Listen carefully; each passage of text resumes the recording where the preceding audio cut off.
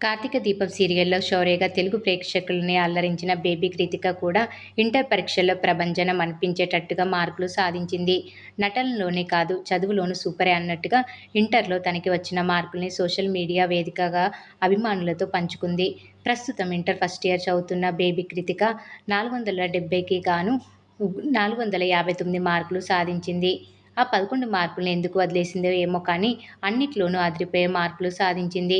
ఇంగ్లీష్లో 100కి 94, physics 60కి 60, chemistry 60కి 59, సంస్కృతం 100కి 99, maths ఏ 75కి 73, maths B 75కి 74 మార్కులు సాధించింది. కాగా కార్తీక దీపం పార్ట్ 1లో శౌర్యగా నటించిన బేబీ కృతిక అప్పుడే ఇంటర్ వచ్చేసిందా అని అంతా ఆశ్చర్యపోతున్నారు. ఆమె సీరియల్ ఫ్యాన్స్.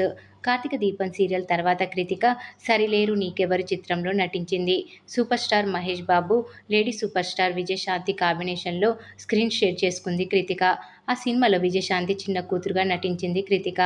రాగల 24 గంటలు, ఈ మాయ పేరేమిటో చిత్రాల్లో మెరిసింది. అంతకంటే ముందు సింహ చిత్రంలోనూ నటించింది కృతిక. మరి మీరేమంటారో మరి బేబీ కృతిక గురించి మీరేమనుకుంటున్నారో కామెంట్ రూపంలో తెలియజేయండి. ఈ వీడియో కనుక నచ్చినట్లయితే లైక్ చేయండి, షేర్ చేయండి, సబ్స్క్రైబ్ చేయడం మాత్రం మర్చిపోకండి. Please subscribe.